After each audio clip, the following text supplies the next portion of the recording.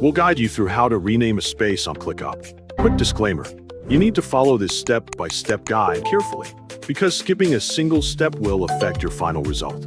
If this guide helpful, don't forget to like and subscribe. First, don't forget to comment if you still need our help or want to ask something, and we will reach you as soon as possible.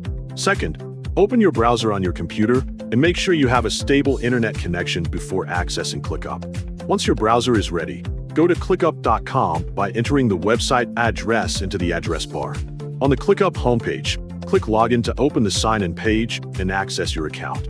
Choose the login method you want to use, such as signing in with your email address associated with your ClickUp account. Enter your email address in the required field and ensure it is entered correctly before proceeding. Next, type your password into the password field associated with your account. After confirming that the information is correct, click Login to access your ClickUp account and continue to your workspace. Once you have successfully signed in, click the three-dot menu on the space that you want to rename. From the available options, select Rename to open the Space Name Editing field. After the Rename option is displayed, enter a new name for the space according to your needs. Once the new name has been entered, click Save Changes to apply the new name and update the space settings. You have now successfully renamed the space using the first method. For the second method, click the profile icon in the top right corner of the screen to access your account and workspace settings. Select Settings from the menu to open the Settings page.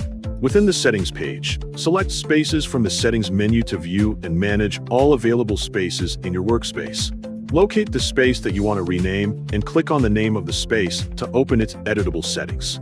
Once the space name field becomes available, enter a new name according to your needs. After entering the new name, click Save to apply the changes and update the space configuration. You have now successfully renamed the space using the second method. Both methods allow you to update space names quickly and keep your workspace organized according to your preferred naming structure.